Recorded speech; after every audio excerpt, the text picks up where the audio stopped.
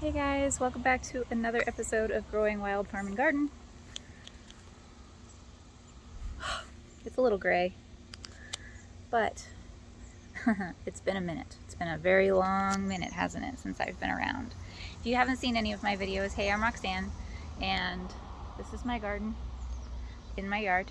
A little micro homestead sort of thing that we're trying to build up here. We've got bees, we're trying to get some other animals and sort of just provide for ourselves a little bit with what we've got. So that's a little bit about us if you are new.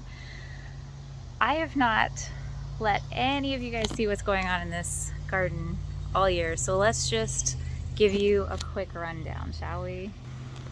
Okay, let's start with the ever growing tomatoes, right? So I've got some Romas. Let's see, here, here, here, here. And the intention was to actually have two plants, but I couldn't get that many seeds to grow, so I ended up with one per drum. And as you can see, we decided to try and single stake again. Let me show you. So this one's the easiest to see, where we single stem is what I meant, where you go up, you take off all the runners, which you can see I forgot this guy right here, and you go up and you just single stem it. So this guy should have gotten removed, but I'm not going to since he's got flowers on him already. And then you use a little rope or twine, I've got twine, and you wrap it around as it grows to help keep it upright, as you can see. And what that's supposed to do is allow air. It's supposed to actually be more productive than to just let them grow the way they normally would. And I tried to do this last year or the year before, but it didn't go very well. I didn't keep up very well with those branches, those extra branches. And so this year I've actually been keeping up with them, except for on our cherry tomatoes, which I'll show you. As you can see, well, it's not even just cherry tomatoes, but on the pineapple tomatoes, they have kind of overgrown the barrel here. So they are on the other side, which is something that the husband doesn't want to see, is those in the way.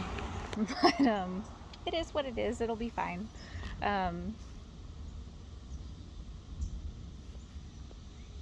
It's thundering. So I don't know if sorry, there's a bug in my face. I don't know how the tomatoes will go. It's July, it's middle of July, and I haven't gotten one ripe Roma out of my entire bunch. The pineapple tomatoes are starting to put on some fruit, but I haven't gotten any ripe fruit so far off of any of them. So those are the tomatoes. I've only got Super Sweet 100s for the kiddo.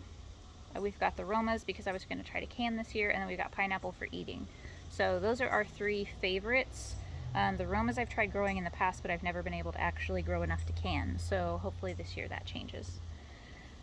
Let's go to peppers. So I've had a bad year with peppers. These are just jalapenos. These are jalapenos. Actually, these are not jalapenos. These are supposed to have been jalapenos. When I got them at the store, they were in the jalapeno section, and I failed to check the little tag, and the tags actually said they were cayenne. So I've got a couple cayennes and a couple jalapenos. None of my seeds ended up popping for jalapenos. The ones that did wouldn't grow. They died. This year for peppers in my garden has just been terrible. Here's the rest. I got some lunchbox and just a sweet bell, and there's my marigold that I tried planting. We did actually have corn in this entire row here, like we've done in the past.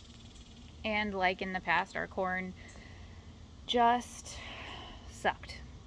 Again, I even went so far as spraying insecticide on them because the earworms had constantly eaten them in years past, and we couldn't get any corn. This year we got corn, but I think I picked it too late because when we went to eat it, it was like chewy. It was just It wasn't great to eat. We didn't like it. And we didn't get that many ears. So, I mean, we got more than we probably did in years past, but they weren't very big and they weren't that great to eat. So I think that was my fault. We're gonna try again next year. I think the husband is very, very dedicated to this idea. Okay, so peppers. We did corn, which was peaches and cream. That's the one we keep trying. And let's look at the rest. We've got sweet potatoes, we've got beans, onions and garlic, and watermelon. So let's look. Here's our sweet potatoes. I actually grew these from slips from our last year's sweet potatoes. I think I have a video on that somewhere, and if I do, I will put it somewhere, if nothing else, in the description for you guys. You can check that out on how I grow slips and get them started for each year's garden, because it's a lot. It's super easy. Okay, let's look at the beans, because they're right next door. Okay, so we've got some bush beans, we've got our pole beans, and I figured out that the pole beans are, unfortunately, as you can see here, they get attacked by aphids, and the aphids transmit the mosaic virus, and I will link to that too so that you can see what I mean by that if you've never heard of it. But it makes those, I'll show you, these mottled leaves. See how awful they are? And this is like a normal leaf. This is what they're supposed to look like. And that's what they look like when they are affected. What I learned is that at first I thought it was seed-borne, because that's what I read, and it kind of is. So I got rid of all of my seeds, all the seeds I had been saving, because I assumed, okay, it's my seeds that are affected, I need new seed, and I bought more seeds from M.I. Gardener, one of our favorite places to get seeds from, and again, I'll share that link for you. But it didn't do me any good, and when I delved into it more, because I started seeing some of these leaves showing the same symptoms, after already having pulled my previous plants, found out that it's aphids. And I knew that I had aphids on my sweet potatoes, and the aphids that can go from the sweet potatoes will also hit the beans, and so they transmit the disease.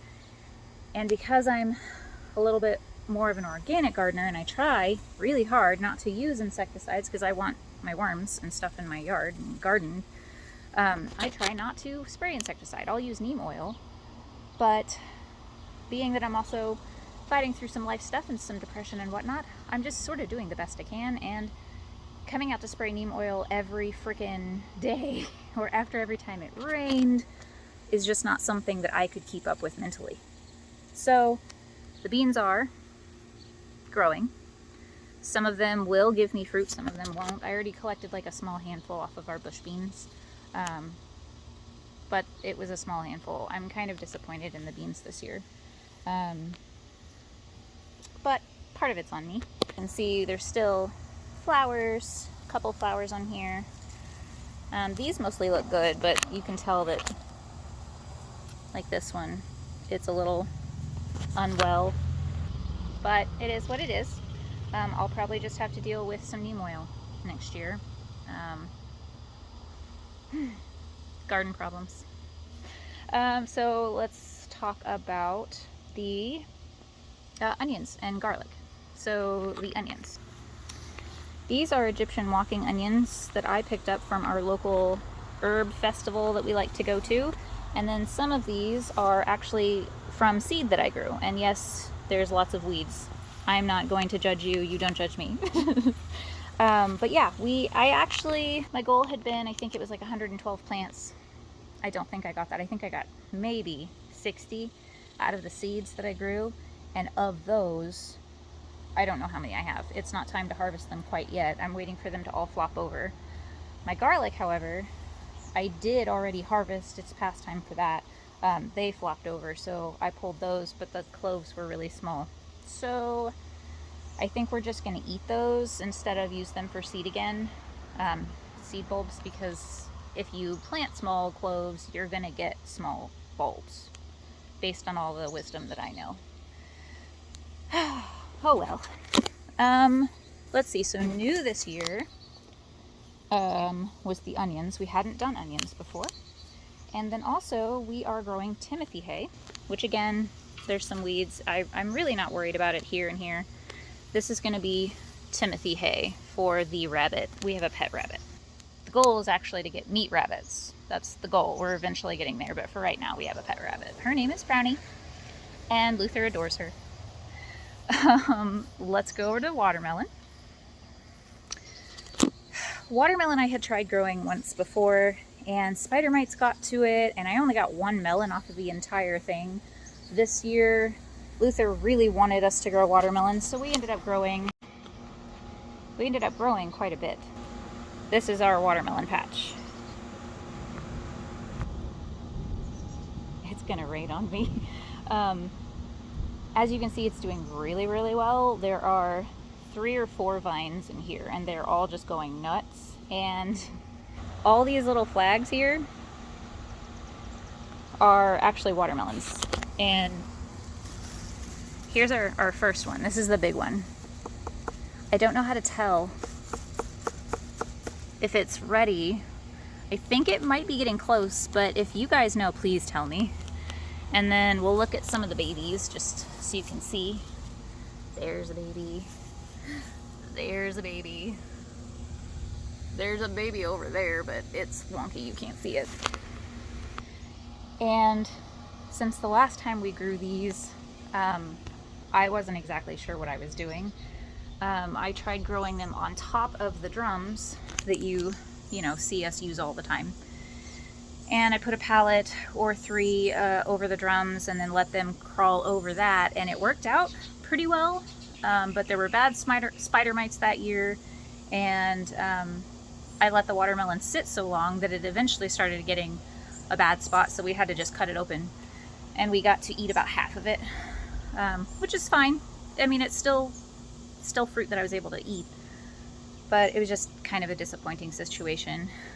I have learned about watermelons that each vine, if you can grow 1 to 2 or 2 to 3, that's the best amount of melon per vine that you should try to get.